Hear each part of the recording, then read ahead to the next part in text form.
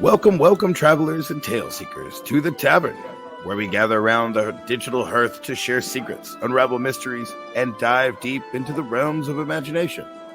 Pull up a chair and grab a tankard of your favorite brew, and get ready for a journey through the lands of anime, manga, literature, and truly all of your beloved tales.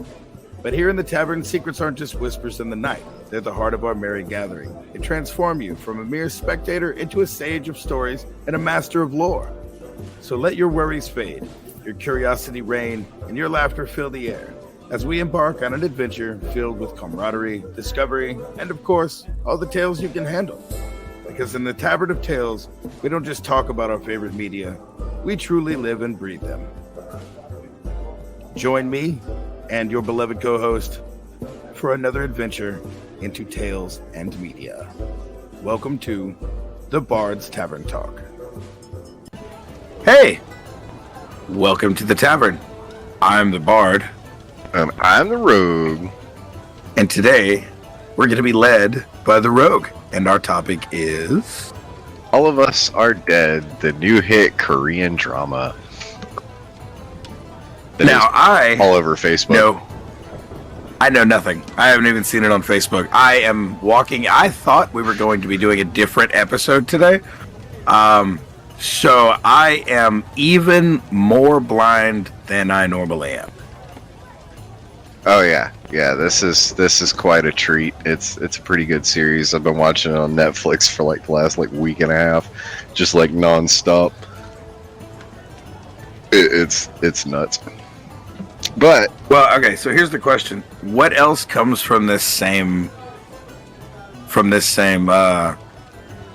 office? Who made this Korean drama? Who made this? Oh man, you gonna ask me all these complicated questions?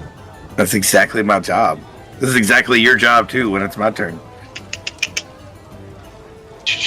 That's the cast. That's the support. Good God, the supporting cast is fucking massive. We're just gonna say Korea. No, I'm kidding. All of Korea. All of Korea. Let's see. North and South. Yeah, it was a collaboration.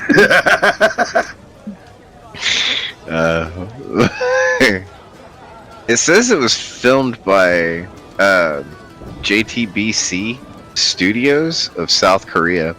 Apparently, they're a pretty big thing in South Korea. The TV shows over there and pop culture over there is just absolutely insane. Just the lives of, I guess, idols and pop stars and, TV actors and all that shit, like can't even talk to their families for X amount of weeks while they're training. And it's a pretty rigorous thing. Like, they have to maintain certain weights and can't go more than one or two.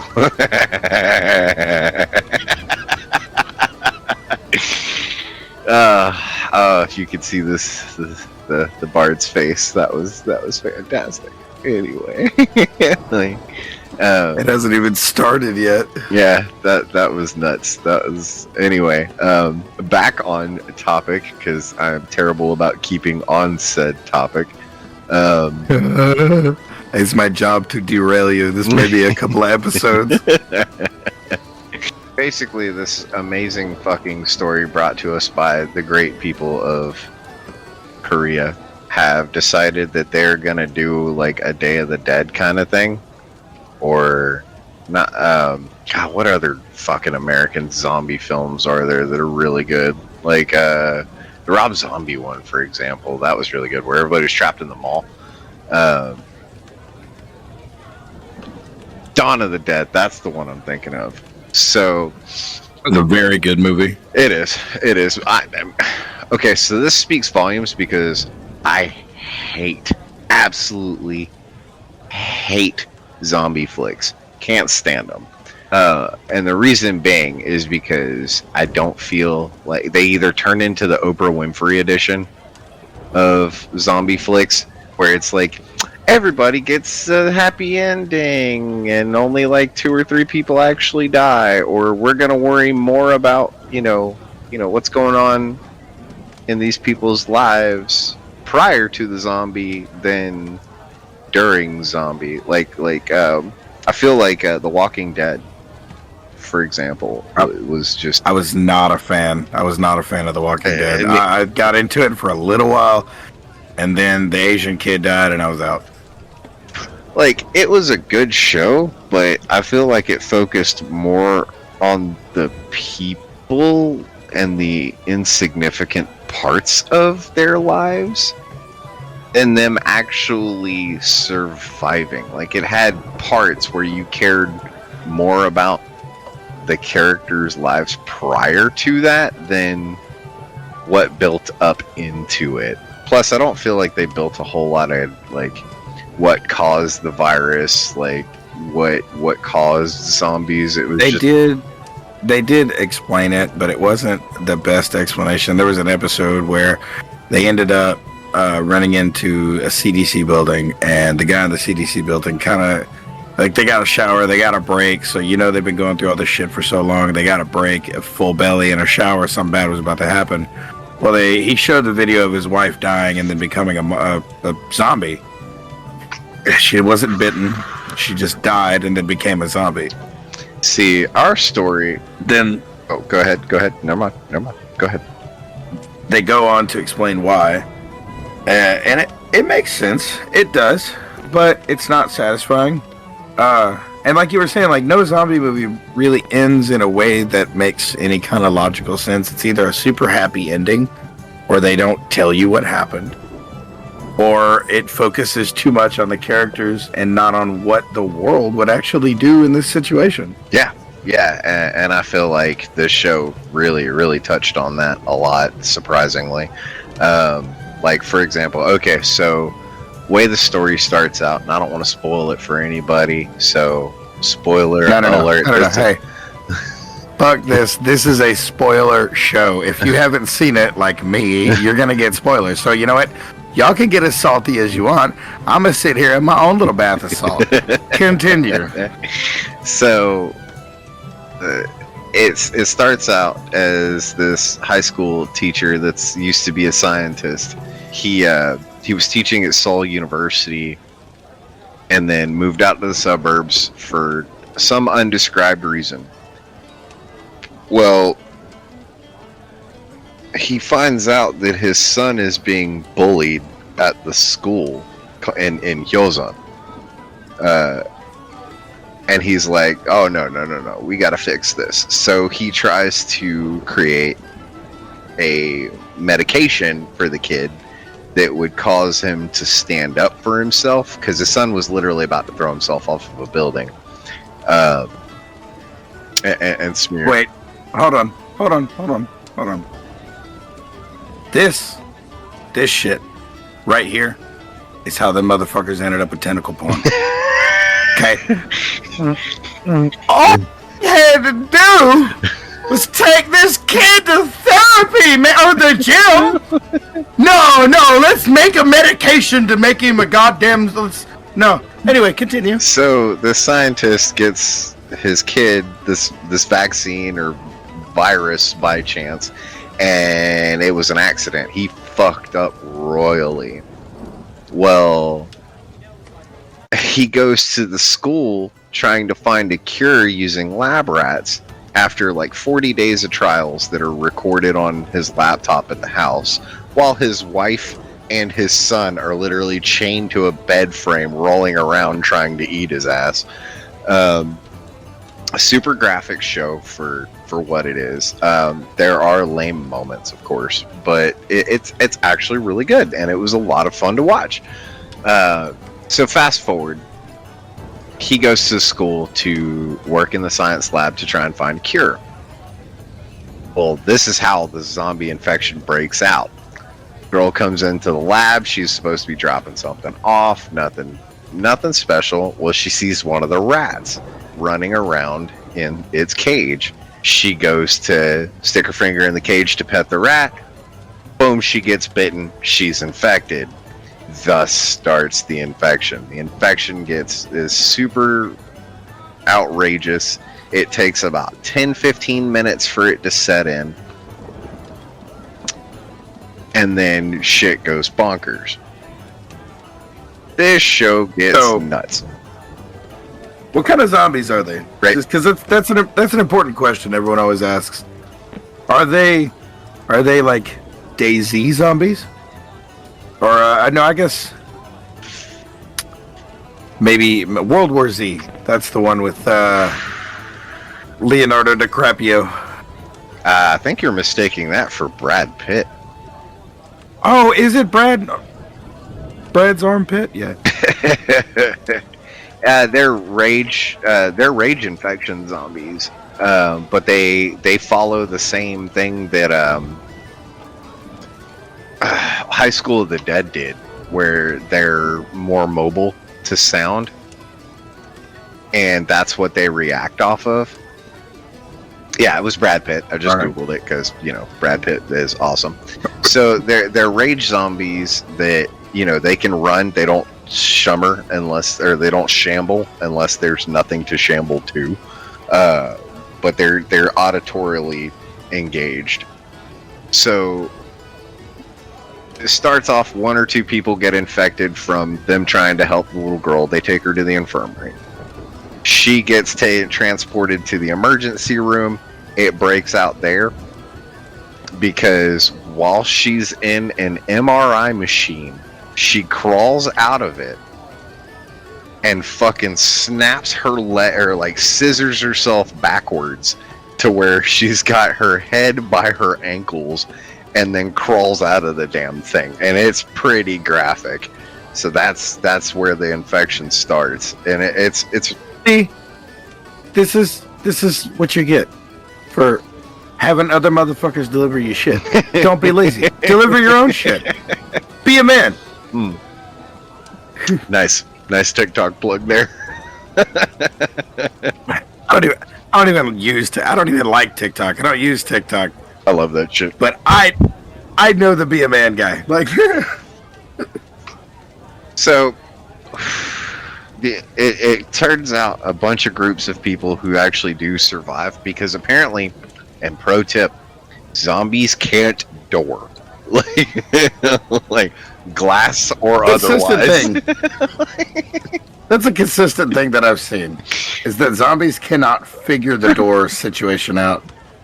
But if using a door, like, I would have to assume fighting is something that's going to be instinctual, and it shouldn't, it's not a muscle memory, but the funneling into an open doorway is just as much of a muscle memory as walking up to a door and slapping the door handle if it's like a handle. Oh, that's the best part. You have to... These aren't even door-handled doors. They're the Japanese sliding doors for classrooms. And none of these motherfuckers can door.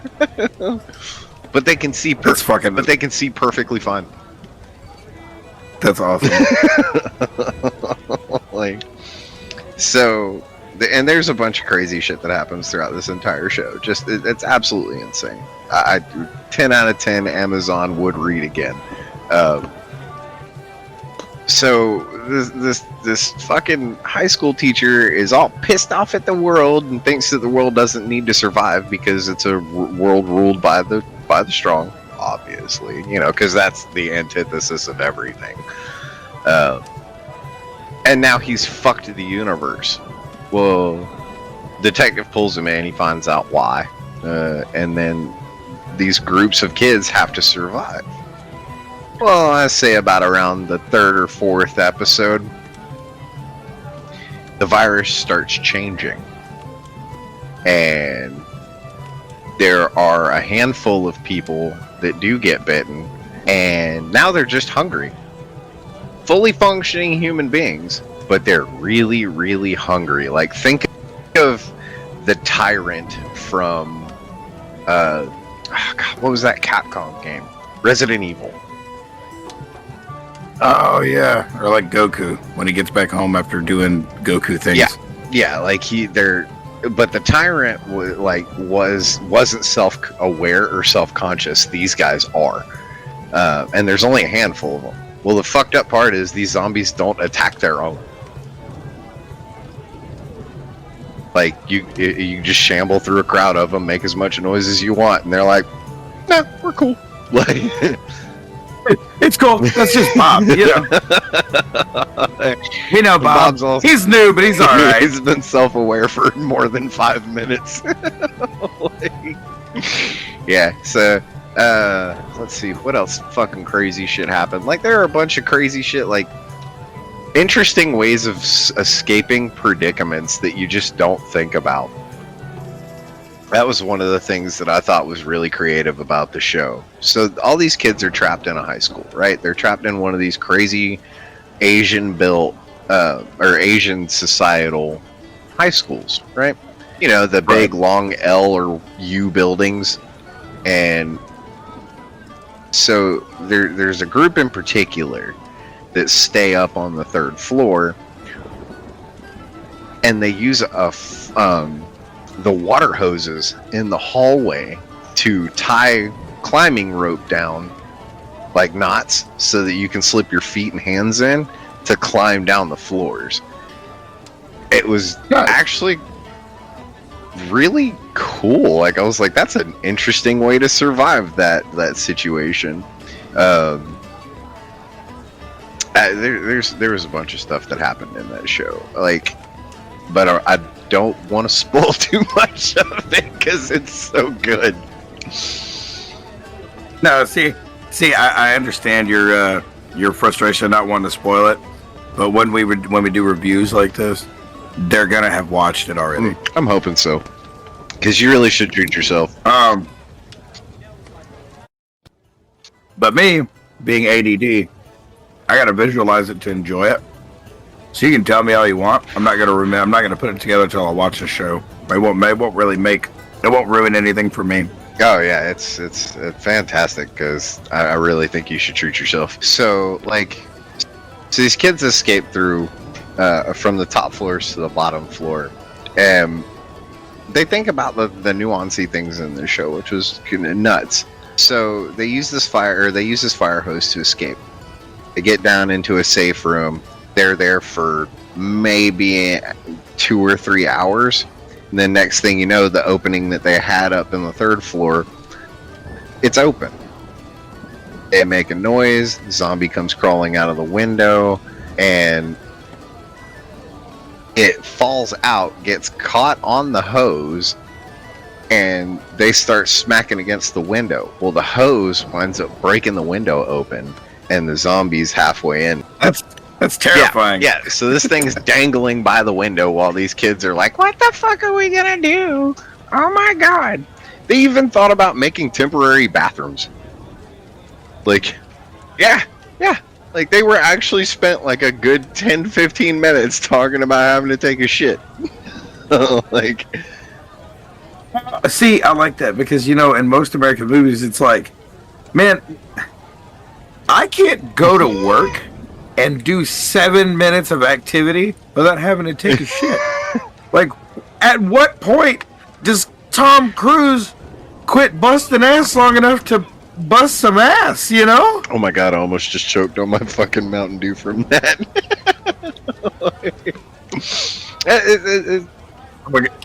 It was amazing to watch that, though. You were just like, wow, that they really thought of that, because every hero in every story, they never once have to go, fuck, man, I gotta drop a deuce right now. So there's a couple of other things that were really interesting about the show. Like, I felt like some of the characters were one-dimensional because they kind of plotted out that guy was gonna die. But the actors did a good job. Like, even watching it in dub, you didn't feel like it was Korean at all. Like, yeah, it was really weird how easily it was to identify with the characters, even though they're all fucking teenagers, and I've actually paid taxes once or twice. Fair enough. You know Uncle Sam. He gotta get his money. Well, walk me through the character list. The main, like what you would consider the core characters in the movie or the show. So that's the hard part because it is fucking, it is very Asian.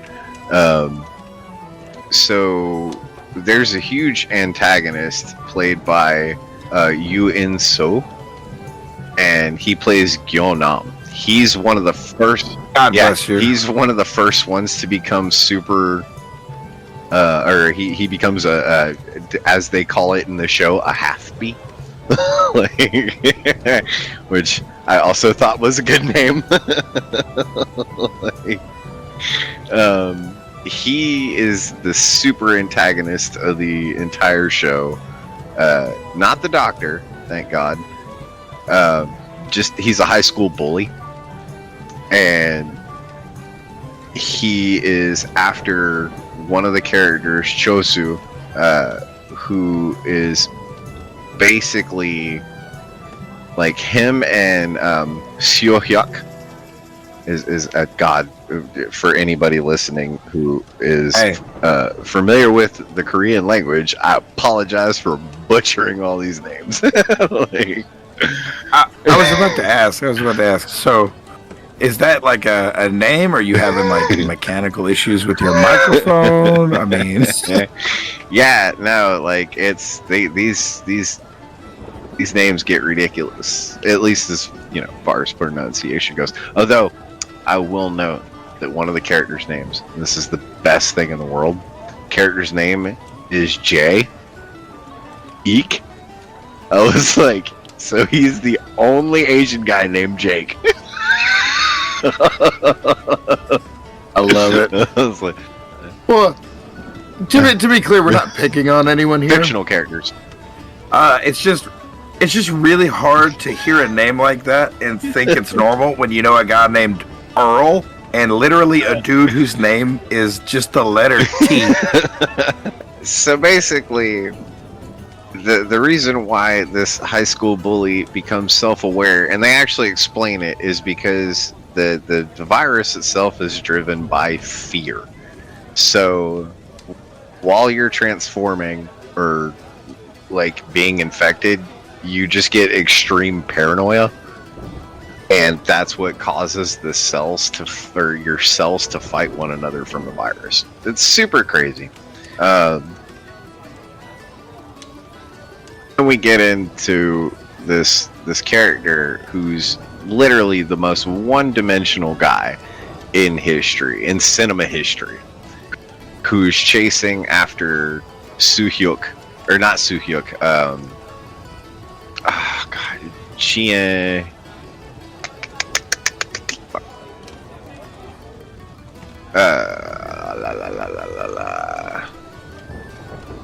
Chio something. Sounded like you said Chie. No. And my brain flew directly into Persona because you said Chie. Yeah, that is also a good game. We will discuss it nauseum later. Oh yeah. Where is this fucking character's name? Chonsu. That's what it was. Chonsu. And this guy, like, he fucking, the way that Guinam becomes a zombie is he's chasing Chonsu in the library, and they get into it. Well, right before Guinam loses the fight, Chonsu stabs him in the eye with a fucking piece of glass and throws him into the zombies while they're fighting on top of a bookshelf. What the fuck? Yeah. Action scenes in this get nuts. This specifically fights that involve Soo-hyuk. That guy can throw hands. So they get into this fight. He throws him into the pile of zombies. Zombies literally eat him alive. He wakes up self-aware like an hour and a half later. And he's like, nope, this guy stabbed me in the eye. This whole guy's mission in life as a zombie is literally take this kid's eye because he fucked him up. Like, he just lost a fight and is like super pissed about it. Like, I get it. and I'm not saying it's the decision I would make, but they I drop get this it. motherfucker out of a building. This Guinam character. They drop him out of a building from the second floor, the third floor, the fourth floor, the fourth floor alley or stairwell, and the roof. And this guy's like, nope, gotta take that dude's eye. Like, I'm gonna have to get back up and do this again. Like, Sorry, no, I got shit to do. This ain't happening. I got. You motherfuckers threw me off the roof. I'm gonna come back for you later, but right now I gotta focus on this. You know, it's always a different person. I'm like, why are you still mad at this dude? You've been thrown off the roof. like you're gonna have to let that shit go. Yeah, it gets nuts. Yeah. So this one-sided character chases this Gyonsu character all over the fucking building, non-stop. It just gets outlandishly bad as far as like one-dimensional characters go. Then you have what was that pretty girl's name? That was a fucking bitch. At least as far as the show was concerned. I'm sure she's a lovely person in life. Oh my god, speaking of people that were lovely as anyway, have you seen Britney Spears' Instagram page yet? No. Anyone listening, I encourage you to pause. Move your phone away from anyone that may judge you for what you see, and go look up Britney Spears on Instagram. She should have remained probably with her dad. Not looking good over there. Anyway, carry on. Yeah, she does look rough. Keep scrolling down. Hang on. I'm actually trying to find her said Instagram. Let's see. Yeah, like, oh god, just halfway through and her naked. Yeah, isn't that wonderful? And I don't feel like I'm missing much. You're not at all. It's not doing great. Kind of ashamed that she's from Louisiana. Is she really? Oh, yeah. That's depressing to know. Well, then again, I don't want to live in this state kidding. anymore. So going back to our lovely little, I'm gonna call it a talk show because it's a talk show. We're talking. It's a show. We're talking. It's just a show. We just refer to it as a show. Back to the matter at hand. Okay, so Lee Nanyon is one of the characters. She's a bratty, stuck-up girl. And this is going back to the 9 survivors in the 3rd floor recording booth room that they made into a temporary bathroom and spent an incredibly long time talking about. Yay for realism, dude, though. she has this hard on for fucking with one of the characters, and like she winds up turning him by taking they stabbed the zombie that hung in the window with a broken broom handle. Got her off the rope. She hit the ground. Well, she swear the bitchy girl, Lee Nanyon, she swears up and down that this guy that she has a hard on for has fucking been bitten, and they make him sit in the recording booth for an hour. He comes out with all their shit. Yeah, he comes out and she wipes blood on a handkerchief and puts it over one of the scratches he's got, and that's what forces him to turn. Right. Like, yeah, it's almost like, well, I mean, she was bitchy to begin with, and she's like, see, I told you, if you'd listened to me, we would have been right and not in this predicament the whole show. right? At least for the first like 4 episodes. You're just like, please, somebody stab this bitch. She's getting on my nerves. Surprisingly, she actually winds up surviving quite a bit throughout the show by locking herself in a closet. Shady people and cowards and shit, and those situations like that'll be really crappy at the last second. Those people tend to be the ones that survive, unfortunately. And I would think about it in movie terms and in realistic terms. That's kind of the truth, man. Like the guy that hides his cards until the very end is probably going to be the one that turns out to have the best hand. Except for there was one character, Soo-hyuk. Bro, this guy got hands. Like got hands. Can throw down. Like him and Ginam get into it, and he fucking beats the living shit out of this zombie.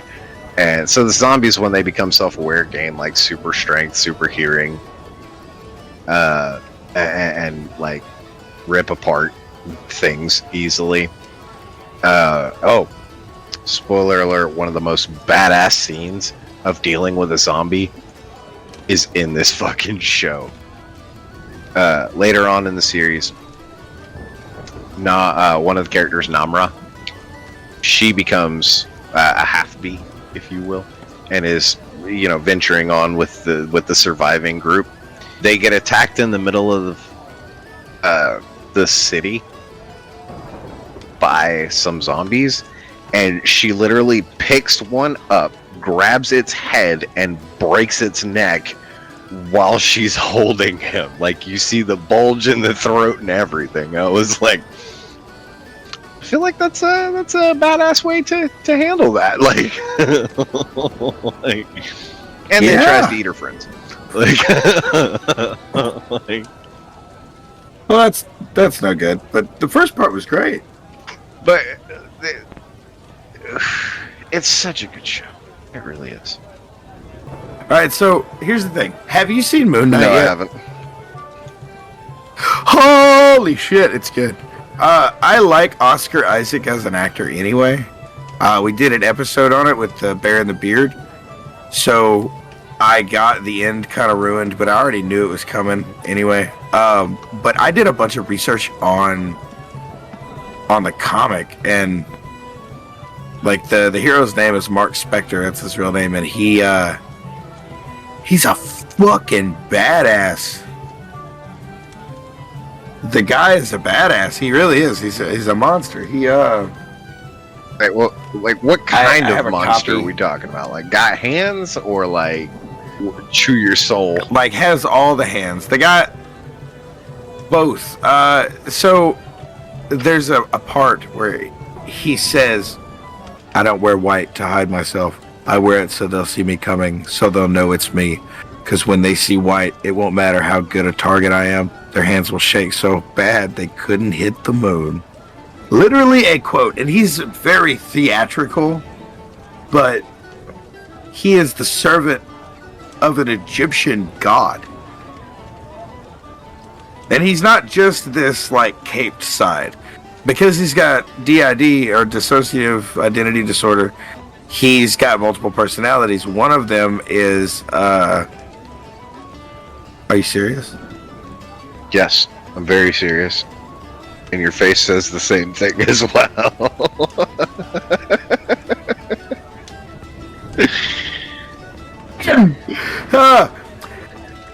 He's got multiple personalities, and one of them's name is Steven. He is Mr. Knight, where he wears like a white suit with this white mask. It looks really good. I think they did a really good job with the show.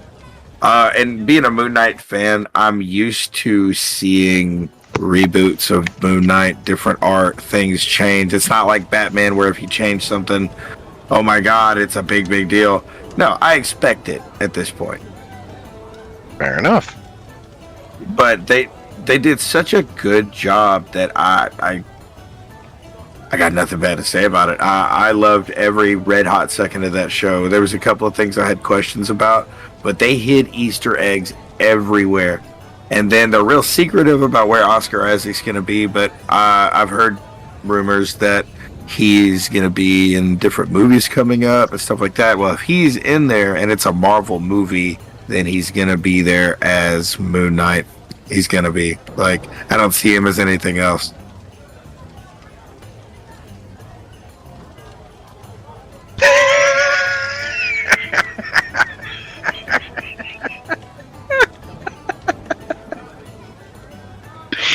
Oh, I wish I would have had the presence of mind to screen cap that. Yeah. Anyway. I totally lost everything you said.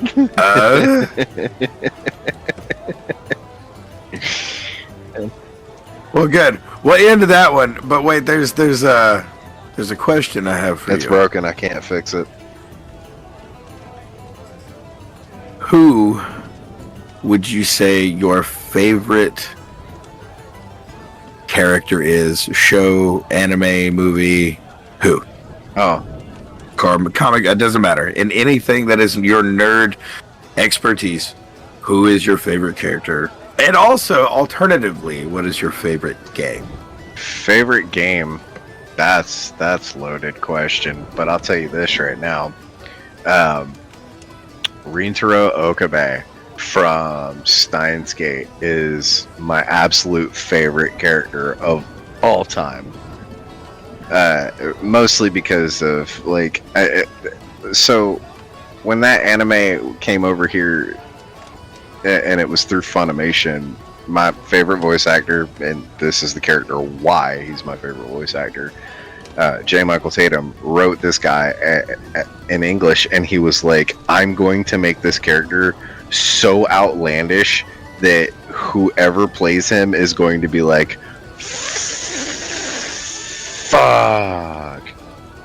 Well, the studio came back to him and was like, you're gonna play him, and he was like, fuck.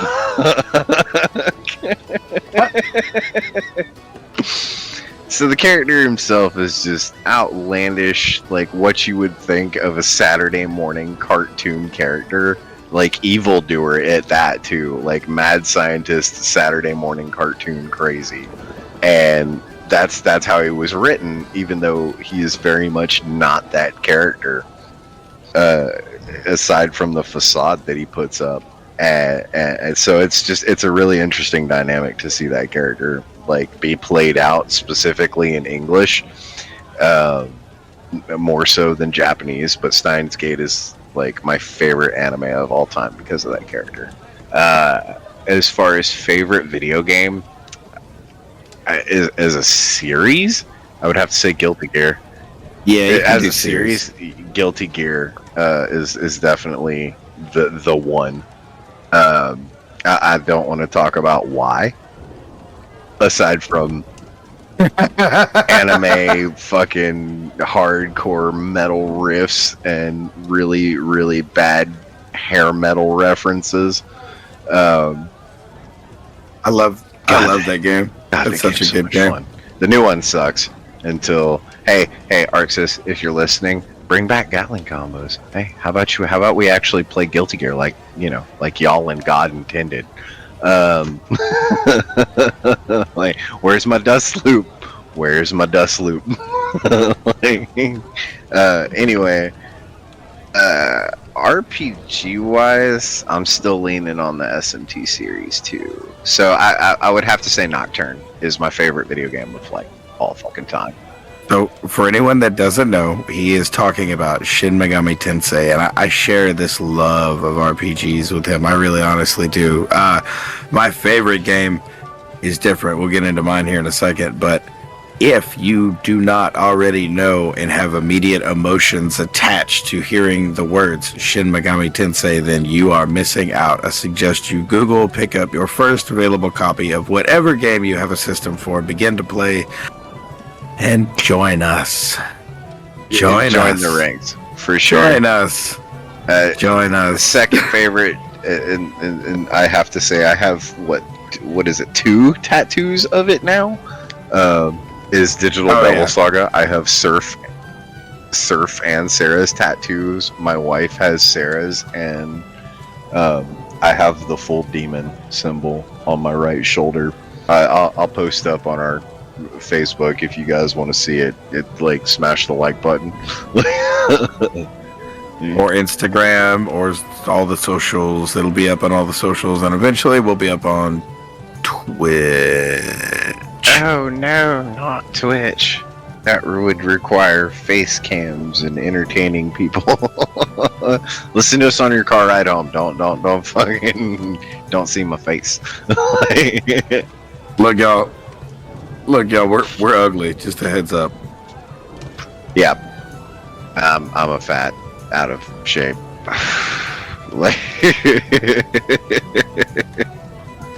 I currently resemble a striking resemblance to Cousin It. Also shapes.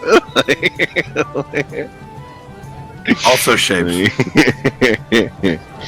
So yeah, I'm gonna have to lean on you for this one. What's your favorite? My favorite game will always be Chrono Trigger. I saw that one coming. I knew that answer. I don't even know why the fuck I know asked. you did. Yeah, I know you knew that answer. I knew your favorite character was going to be from Steins Gate. So yeah, that's such a. If you have no idea what I'm talking about, then I don't know how you ended up here. But I'm glad you're here. You're welcome. But you need to go look up Chrono Trigger. It is a breathtaking game, drawn by Akira Toriyama, person who drew Dragon Ball Z and many other wonderful things that we enjoy Dragon and Quest, love. namely. But he did all the artwork for Dragon Quest and Dragon Warrior for those of you in the United States who had a Nintendo in the 80s. Hopefully that's our listener base. But again, we welcome everyone. I hope you get all the jokes we make. We're old. But I really love this game. It's one of the first, or no, I'm sorry. Let me take that back. It is the first time that we had a system work this way. While you were doing things as a character, the rest of the world was moving around you, even if you weren't there to see it. Whenever you did something, because that game involves time travel, whenever you would move from one place to another, it would. One day I'd like to do the story of Chrono Trigger, because I know you don't know it. I do. I haven't heard, or I haven't paid attention to it long enough. Like, I played it, but I couldn't get into it. It didn't grip me like other RPGs did. But I bet you if you heard the story, oh yeah, and not, because the story's really good. There's 9 different endings to this game. No, there's, and it all depends on your choices. I thought there was like 16. Oh no, there were 9 Oh, original endings. So there are some now, and if you bought the app, there is a Chrono Trigger app. It is very, very, very, very, very close to the original game. The wonderful thing is they added the Akira Toriyama art. So if you don't touch anything when you first open your app, you get to see what is it's tantalizingly and torturingly wonderful to me, because it could have very well been its own anime and I would have watched the shit out of it. But it's very Akira Toriyama. As soon as you get one look at it, you're like, oh look, it's another Goku. But it's a wonderful game. The characters are very deep. There's a lot going on. Certain choices matter in some time, places, and it's wonderful. If you have had a chance to play it, you should definitely play it. But if you don't, or maybe you don't like RPGs, then tune in, man. Maybe we'll do a whole episode on it one day. Yeah, that sounds like a good time. I'll have to sit down and play it, just so I come to the table armed. Because I have this fucking emulation machine that I built, and I use it as a fucking monitor stand. Look, let's not shortchange what you're talking about. You say emulation machine. You built an overpowered. You built a PS5, but you only want to play things that were made before 1996. Oh, the best part is for those of you who are tech geeks, I got this PC. It was recycled from a customer that was destined for the scrapyard. It's a 9th gen Intel on this thing, and just for shits and giggles, I wanted to see what I could put through it without a graphics card. It's a little small form factor Dell. It's got 16 gigs of RAM, 500 gigs SSD. I resuscitated this thing. I resoldered resistors on the motherboard. Like, I had to resolder the battery for the CMOS holder. That thing was a bitch. But I got this thing up and running, and now I can play upwards of PS3 games without a graphics card. I've tuned this thing so much. And what do I do with it? Monitor stand.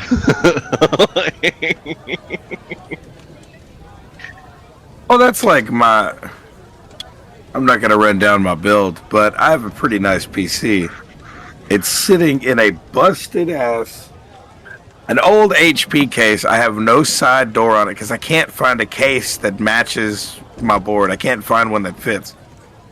And to make things even worse, I found a garbage fire sticker, and I slapped it on the front, and now it's become like the logo for all of my machines.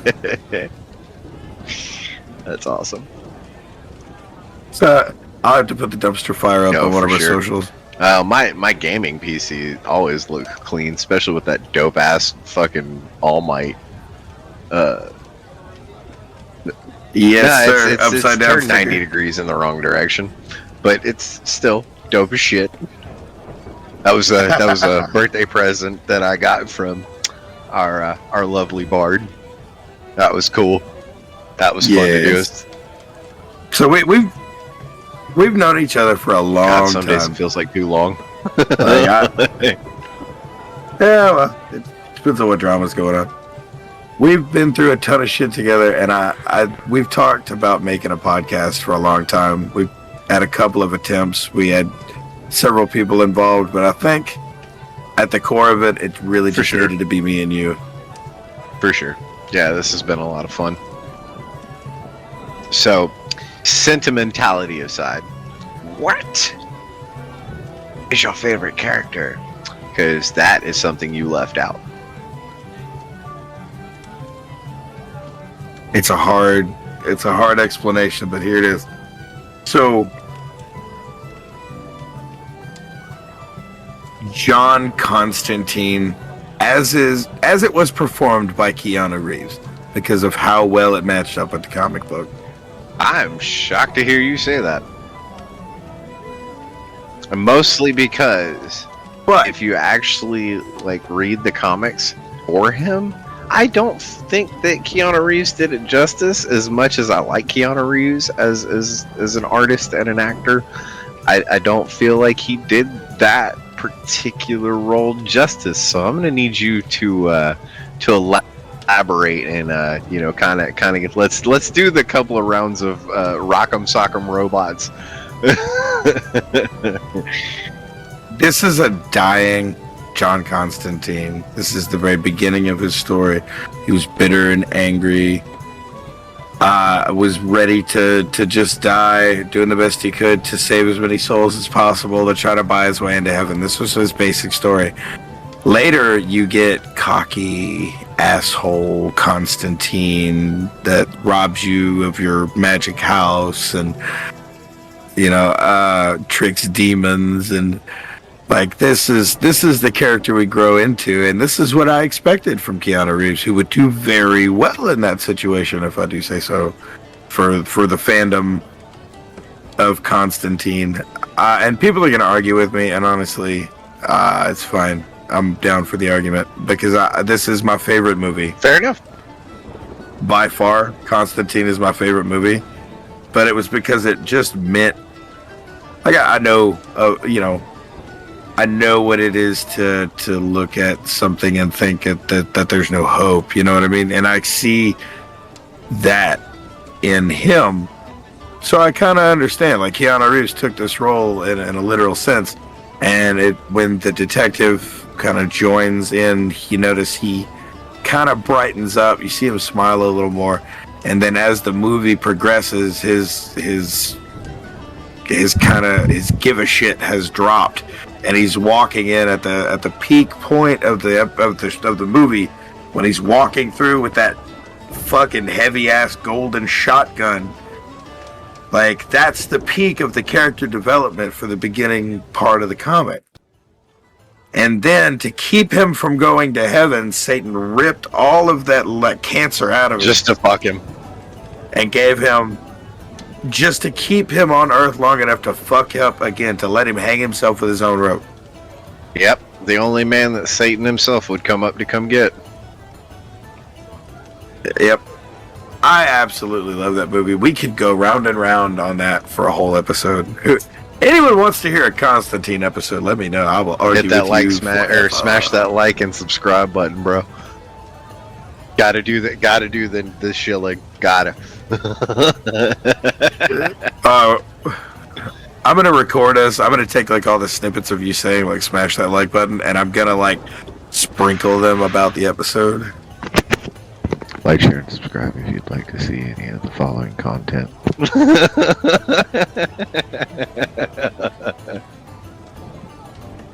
That's going in the front.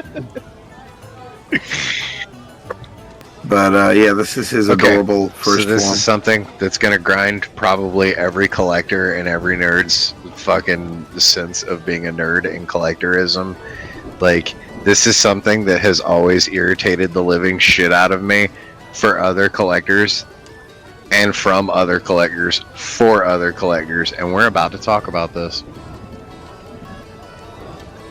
Bring your shit, sir. Collector's value. Like, collector's value makes us not want to play with the things that we enjoy, and it drives me absolutely insane. Like, look for fucking magic cards. Magic cards, because of what I'm going to call insurance value, are fucking horrible. Like, I love Magic the Gathering as a whole. I play the game super competitively, and I really love the game. But let me play my fucking cards and not worry about the goddamn prices going down. Like, I have this thing where I want to play the game. I'm in it for playing against somebody else and shuffling my cards and not worrying about the fucking value.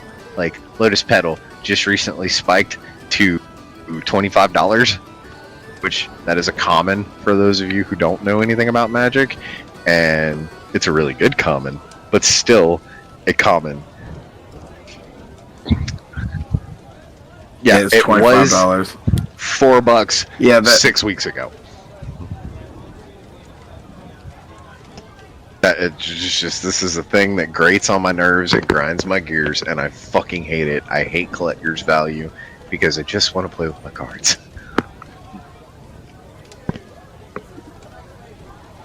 I collect what I want. Like, I have some Persona 5 pops, but I don't really buy pops, you know? I've got Vegeta pop that I absolutely love because he's in his blue shirt and tan pants, like when they start out in the beginning of Super. And I love it because he just doesn't fit well as a father figure or as a dad. And I'm probably ruined because of watching Abridged over and over. I think I probably watched just as much Abridged as I have actual Dragon Ball Z, Super, Dragon Ball they Super. made him a fantastic dad. Well, I haven't seen Super, but I've seen Dragon Ball Z. Go watch and Dragon Super. Ball. Treat yourself. It's pretty good. Me and my wife have determined that the Tournament of Power is literally just a campaign of D&D. Like, every episode is one full round of action. Like, because they're like an entire 30-minute span of action and shit that happens on screen. Next time on Dragon Ball Z of the Tournament of Power, there's 29 minutes left. Like, dude, we just sat through like 30 minutes of TV, and now there's only 1 minute missing. Like, That is the wonderment of Dragon Ball Z. It's I almost remember like they're that making shit. fun of themselves for their lack of time.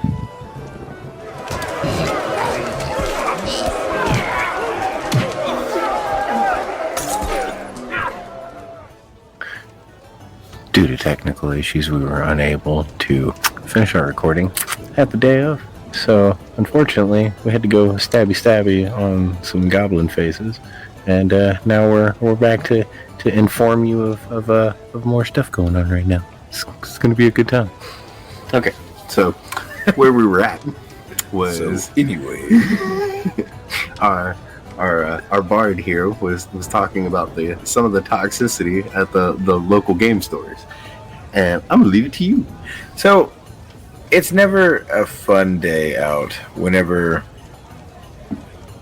you try to enter a new game, having bought basically the beginner set at Walmart, and hope to play with anyone at a card shop.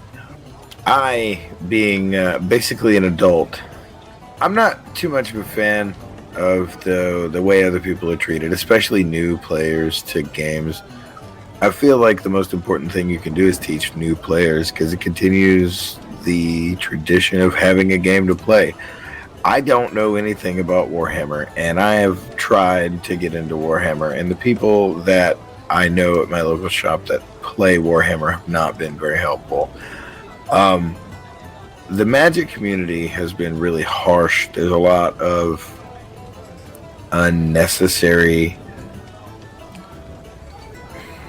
How do I say this? There's a lot of unnecessary bolstering about Like elitism. elitism. So, and to counter your point, I've noticed something along with the local game scenes tend to do that a lot more than like actual competitive play. Now you'll get your one or two, butt heads like you would any community, but I feel like LGSs are prone to that, and I think it's just because it's the smaller community. It becomes an in and out group thing, which is a psychology term for the ins and outs of people.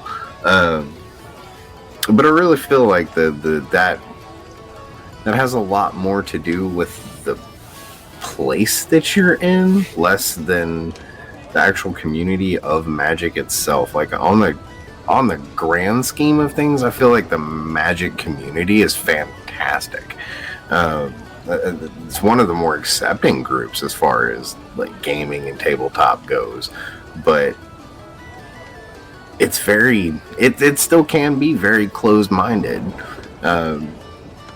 and elitism can ruin this hobby or this sport for us. So I really encourage everybody to not necessarily stop the elitism, because that can be a good thing if used correctly.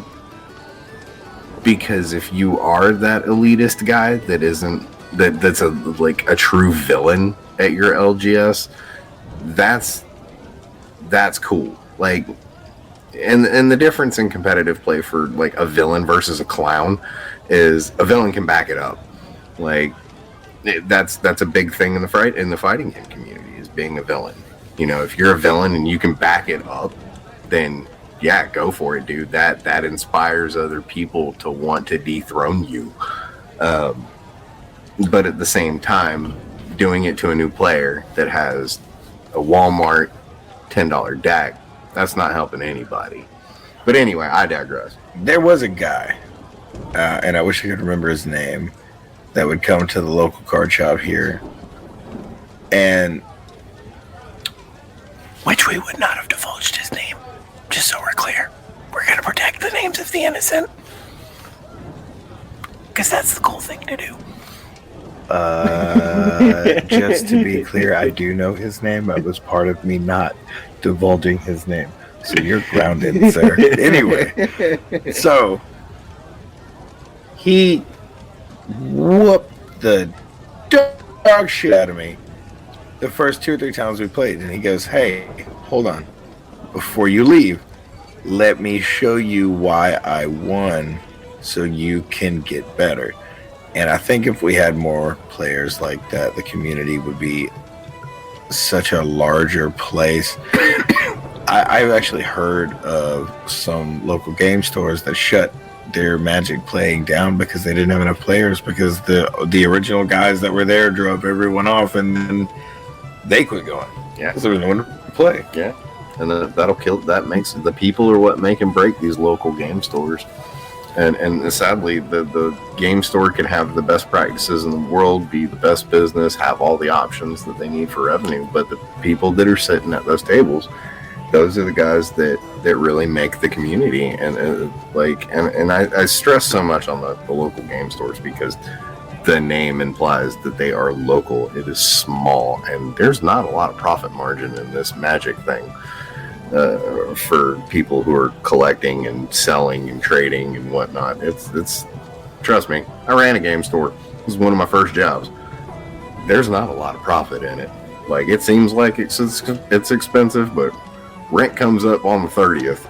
You might not get that Black Lotus by the 30th sold. Like, there's a lot.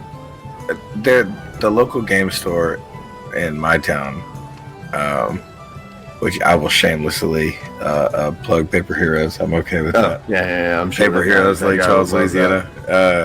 Go in and talk to Kevin whenever you get a chance. That man's just a gem, a wonderful person. I love him to death. So his store has been long and strong for a long time. He is the staple for me when it comes to comic books. He knows me by name. He's known me my whole life. It's always Kevin behind the counter, no one else. And I can only imagine the stress that man goes through, because yeah, you're right. You know, sometimes those really expensive, awesome things that you traded for, they just don't sell. No, they really don't, especially with that fancy ass price tag that comes along with a lot of them. There was a guy, I believe, here in Texas. Didn't he have the replica of the cowl from the first live action Batman movie? Yep, and Michael Keaton Batman, my favorite Batman. It wasn't a replica, it was the original. Was it the original? It was the original. Oh, man. I was at that shop not the other day. Still on the counter. Yeah, no. Yeah, it's not going anywhere. Yeah. And it's because collector's value versus insurance value. And it makes it a thing to make it very difficult to move this stuff. Well, let me tell you something about me. It's something I hope becomes more of a staple of my character, but I don't collect because it's valuable to other people, because I feel like that's dumb. I collect the things that are collectible that I want, because it's my collection. I don't let someone else's monetary tag dictate what my collection is going to be. Oh, for sure. Like, well, that's how collector's value gets started too. Unfortunately, that mindset is what started it. I was taught different. I was taught that it is all about getting the things that are worth the most before anyone else has a chance to get them. And it bred a toxic mindset. And from the very beginning. And it came from a local game store. And it was because the people that I were around were more money focused. I didn't know there was another way. And when I didn't have to impress these people anymore, I started collecting. And you're gonna laugh, but you remember when HeroClix came out? Yeah. Bro, in the night I spent there, I had like $60. I was like 13 years old. Mm-hmm. Maybe 13. I bought as much as I could. Nice. And I got a bunch of really, really rare, expensive ones. Over nice. $200 worth. Nice. So I wiped out the rest of his HeroClix collection on the wall. I bought it all. Nice. There's not another rare left in any of that. Nice. I came home with a bag of HeroClix in a whole town that was like a pop-up town for me to play with. Nice. To this day, I've never successfully learned how to play that game.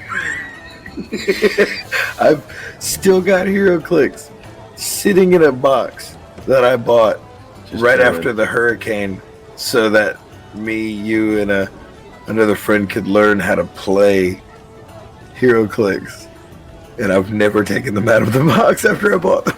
I did the same thing. Okay, so there was There was this trading card game called the Versus System. Oh, No, it was even better. It's not the one you're thinking of, but it was literally Marvel versus DC as a trading card game, oh, that's cool. and it was a fantastic game. And I don't know what happened to it, honestly. I'm sure I could Google it and fucking figure that out. But fantastic game, fantastic community, and it was a super lot of fun to play. It was a unique take on tabletop games. But going back to our original points, with proxying and net decking, there's no denying it. Net decking is always and forever going to be the most efficient way to spend your money, as far as buying cards and winning. If you want to win, that's the way to do it until you unlock that 11th dimensional calculus, pre-calculus figure of Algorithm. in your mind that's going to be like, oh no, that card, that's going to be super playable, and that's going to be the deck that's going to win. Until you unlock that yourself, net decking is the most efficient way to learn how to play this game at a very competitive level. And there's so many resources that we can use that let people like myself get shunned for. And it's crazy. I just still don't understand this mindset. And then the other half of the tools is proxying it, testing it, making sure that it works, and seeing if your conjured design actually does what it's intending to do. Because just as much as, there are a couple of powerful cards. They call them the Power 9. One of them specifically is called Ancestral Recall. This card allows you to draw 3 cards for one something, right? You can play this on your first turn and draw 3 cards. That puts 10 cards in your hand. Adversely, doing that 3 turns from then is not nearly as good. There's another card, Ancestral Recall, Ancestral Vision, that allows you to pay that same cost, but you don't get the reward for 3 turns. And that card is still powerful, but not nearly as powerful as the first ability, or as the first one's ability, because of timing. But then there's a huge price gap between those 2 cards. But nevertheless, one is more efficient than the other, and we wouldn't have known that unless it was play tested. Like, even I was listening to a podcast with Gary Gygax. Richard Garfield. Sorry. I was listening. Start that sentence over. I was listening to a podcast with Richard Garfield, and he said that the cards that they came out with in this first set, this ridiculous, these expensive cards that are legendary now, nobody knew how to use them correctly, and they weren't that powerful when the game first started. They're the most powerful cards in the game now, and it's because of their effects and their abilities and what they can do. But when the game first started, he was like, when we made these cards, we were like, we just want to do this thing, and we want to have each of the colors represented do this thing, and do their own variant of that thing, which was, I believe it was like a 3 of, if I remember correctly. And because of that, those cards were not used. They were terrible. They weren't, like, nobody looked twice at them. And let's fast forward a couple years, and now they're on a list where they're never going to get reprinted again. So 2 of those cards will never get reprinted again, ever. That's how powerful they are. They've only been printed once, and it's never going to happen again. And because of that, it makes, collector's value go up and blah, blah, blah. Oh, of course. Yeah. But we wouldn't have known that if people wouldn't have tested that and played at it and figured it out and then shared that information. And I think that's a big thing that needs to start happening more, is we have the internet. We have computers in our pockets. We can communicate, you know, like even with Facebook, you can still use Facebook and TikTok and all these different social medias to share information. Do that. You know, if you come up with something, share it. Let the community know about it. That way the guys that are trying to come up, they get a taste of that. And because everybody wants to win, but it shouldn't be through trial and error. And what parts of it should be through trial and error should be the fun parts of it, not the, hey, there's, you know, I just drove to, you know, Georgia when I'm from Miami, you know, Right. or I just, you know, drove to California from Texas to go to this major event to find out that I'm not nearly as good as I think I am. Right. I miss playing with friends. I miss having the fun and shit. It took a lot of the enjoyment out for me. Oh yeah, for sure. You know, and Wait, given what, did the local game store toxicity? Or? yeah, well, local game store toxicity plus my inability to afford playing any, you know, after a certain amount of time. Oh, for sure. Because, well, I also have kids, which getting bummed out because I can't get a hold of a card is a lot more real when that has to go by the wayside because you have other things going on. And sometimes I may have the money to buy cards, I just don't have the time to take off work to go play again. I have a pretty extensive collection right now. I don't need any more cards, but I wasn't always like that. I didn't have a large stash of Magic cards for a long time. There were times when buying a deck toolkit, Yeah.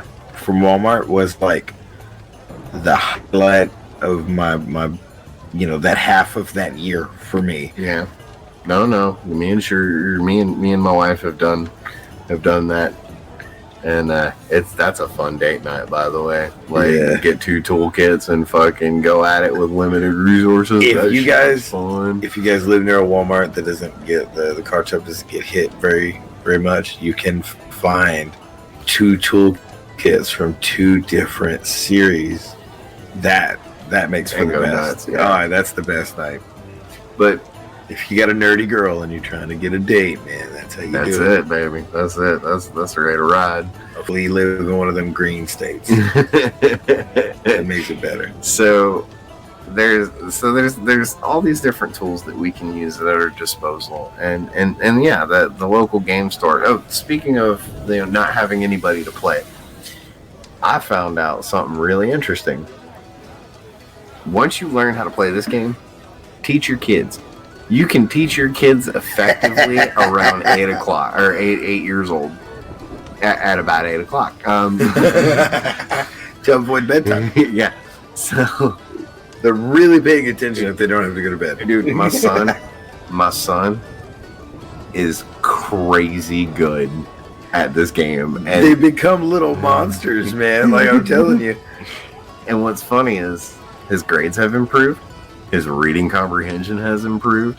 He's just improved all the way around, and it's crazy to watch and see his little brain, the little gears turn, and as he makes strategic moves against me and takes advantage of my mistakes, because He aims for your downfall. Oh man, he's playing a tier 2 deck right now, and tier 2 means it's middle of the road as far as like strength goes. And man, I gotta tell you, he puts up a good fight every time. I mean, Dad still wins, of course. You know, I can't. You know, I'll be damned if he's gonna tell me to take out trash. For now. But You have been weighed, you have been measured, and you have been found wanting. nice reference, sir. Yeah, no, Nice sorry, I reference. gotta. Very hard time period. Very. Everyone's gonna go, what? What's he talking about? There's gonna be that like 2 or 3 people that are like, dude, A Knight's Tale. I love that movie. That's a great movie. Yeah. It's a fantastic movie. Oh, you should read it too because reading is good. Read a book. I can't read. I'm making all this Jeffrey shit up as I go along. Just so Jeffrey Chaucer, the Canterbury Tales. Definitely give it a read if you ever have the opportunity. Anyone. In summation, like use the resources available to you. Go on the internet. For fuck's sake, it's 2022. And if you're listening to this and you understand a lot of the things he says without having to leave comments asking us questions, then maybe be nicer to that annoying kid that just started playing. Oh yeah, and maybe try to teach some people. And by all means, people, if you give up on this game, don't just give your cards away to random people. Pick somebody that cares, because you may be giving away the last of something, and the rest of us will hate you for the rest of eternity. And there's a special place in hell for whoever gives away the last of certain wonderful cards. Oh my god, bastards! My ex-wife destroyed more sports cards than any of you people have ever seen in packs or outside of packs and collectively in your whole life. Oh god, and those things can get upwards. And you know what's crazy is there was pieces of jerseys that are still worth a lot of money. Oh, There were cards that were in plastic, and they had like a piece of jersey, and one of them was a Jordan jersey. Oh, I don't want to talk about it anymore. Anyway, let's move on. That's heartbreak. Yeah. So In conclusion, be nice to you guys at your local game store. Use the resources that are available to you and practice. That's the only way you get better, my guys. so on our way out, we would like to thank you for joining us for our first boring tavern talk. I don't We know, hope I thought you- that was pretty exciting. I think every story we talk about is probably boring to other people, but really interesting to us. Oh yeah, probably. And as long as there's one of you out there listening, we'll keep doing it. We're pretty happy. So, until next time, I am the Bard, And I'm the road. and this has been the Tavern Talk. You don't have to go, but you can't stay here.